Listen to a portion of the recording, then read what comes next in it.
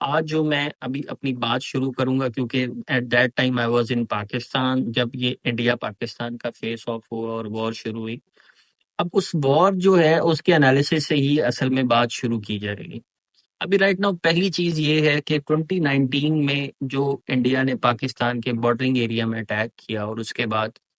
पाकिस्तान ने जो कि उनके पायलट को वापस कर दिया, उस वो एक तरह की इंडिया को एक लेवरेज दी कि शायद नेक्स्ट टाइम वो बड़ा अटैक करेगा तो शायद पाकिस्तान उस तरह से रिस्पॉन्ड नहीं किया कर सकेगा। तो दूसरी चीज ये हुई कि अभी जब इंडिया ने अटैक किया पाकिस्तान के अंदर, 7 8 9 मई वाला जो अटैक हुआ, और पाकिस्तान ने डेफिनेटली 10 को रिस्पॉन्ड किया और बड़ा मैसिव लेवल पर रिस्पॉन्स किया। और इवेंचुअली जो कि प्रेसिडेंट ट्रंप कहते हैं कि उन्होंने इंटरवीन किया और वॉर को जो है अवर्ट करवाया, जो कि पाकिस्तान और इंडिया एक ऑल आउट वॉर की तरफ जा रहे थे। उसकी रीजन सबसे बड़ी ये थी कि डेफिनेटली इंडिया के पास एक बहुत बड़ी डिफेंस कैपेबिलिटीज हैं कन्वेंशनल लेवल पे, बट इन फ्यूचर ये चीज को हमें सामने रखना पड़ेगा कि पाकिस्तान के पास ऑप्शन कोई नहीं है। और अगर उससे बड़ी ये कंट्री उसके ऊपर अटैक करेगी तो उसके पास जहां तक पॉसिबल ऑप्शंस हैं वो लिमिटेड स्केल के ऊपर थ्रेश होल्ड को कंट्रोल करेगा, और इवेंचुअली जहां पे Pakistan will start losing its options, और उस पॉइंट पे जाके पाकिस्तान डेफिनेटली फिर ऑल आउट वॉर की तरफ जाएगा, या मतलब that would be a large scale attack जिसमें कि कुछ भी हो सकता है, और collateral will be the whole South Asia. ये नहीं है कि पाकिस्तान तक रहेगा या इंडिया तक, इसके रिpercussions एशिया एंड बियॉन्ड जाएंगे। दूसरी चीज ये है कि नेक्स्ट जो अटैक पाकिस्तान और इंडिया के दरमियान में अगर कोई वॉर होती है या फेस ऑफ होता है, तो उसके असना के अंदर ये होगा कि जो अटैक है, अब civilian population next time massive level के ऊपर अटैक होगी, और काउंटर फोर्स और काउंटर वैल्यू का डिस्क्रिमिनेशन खत्म हो जाएगा। मतलब कि आर्मी के ऊपर भी अटैक होगा, सिविलियन पे भी अटैक होगा, इंडस्ट्रीज के ऊपर भी अटैक होगा, और दोनों साइड के ऊपर अटैक होगा। दैट शोज कि जो डेंजर है साउथ एशिया में, पर्टिकुलरली इंडिया पाकिस्तान के कॉन्टेक्स्ट के अंदर, वॉर जो है एक बड़े स्केल की तरफ होने जाएगी। क्योंकि ये एक ओवरऑल एक पैटर्न जो है इसके बारे में बता रहा है कि ये पैटर्न जो कि बड़ा खतरनाक डेवलप हो रहा है। क्योंकि अभी इसके बारे में जो एक शंग्रीला डायलॉग हुआ है उसके अंदर जो पाकिस्तान के जॉइंट चीफ थे उन्होंने भी ये बात कही है कि अगली दफा जो अटैक होगा definitely that would be the bigger.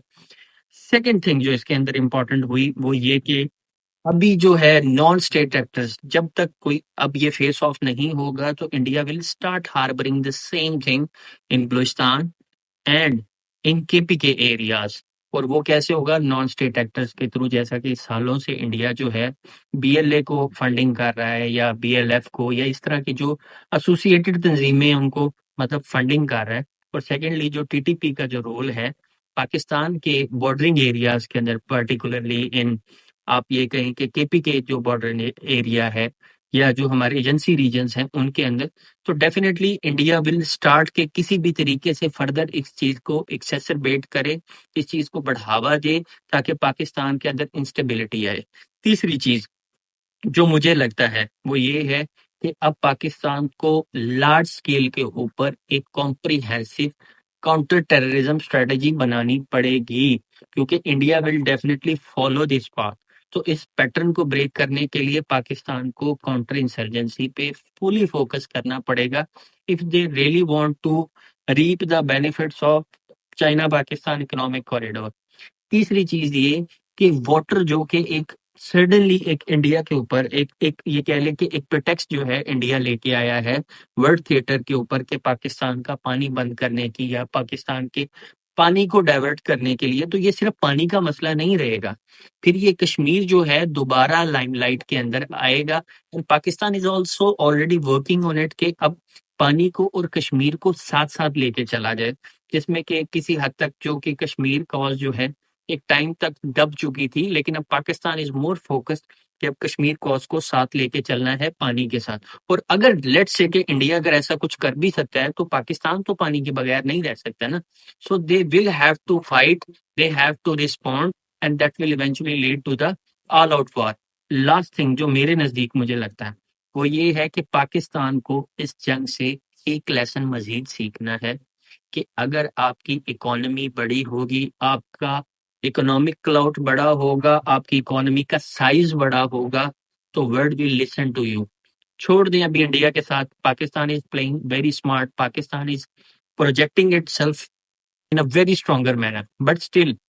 कोई इस बात से निगेट नहीं कर सकता कि इंडिया जो है इट्स अ बिगर कंट्री, 1.5 अरब का मुल्क है, बिगेस्ट रिसोर्सेज हैं, स्टेक होल्डर्स बड़े हैं, डायस्पोरा बड़ा है, जो नेशनल इंटरेस्ट के जो फैक्टर्स हैं वो बड़े हैं, हम उसको निगेट नहीं कर सकते। सो पाकिस्तान को अभी सबसे इम्पोर्टेंट चीज on the top of the line वो ये करना है, counter terrorism, economic long term, short term और मीडियम टर्म विजन जो है उसको लेके चलना है। और दिस इज नॉट पॉसिबल कि आज आर्मी करेगी या नून लीग करेगी या कोई करेगा, that should be the broad based consensus होना चाहिए पूरे पाकिस्तान के अंदर, in between the all political parties, कि उन्होंने इसके ऊपर एक कंसेंसस बिल्ड करना है कि पाकिस्तान की economy is the need of the hour. हमने जो पास्ट के अंदर ब्लंडर्स कर लिए हैं, जो गलतियां कर ली हैं, उससे हमें सीखना है। और लास्टली जो है, पाकिस्तानी अवाम पर्टिकुलरली डायस्पोरा,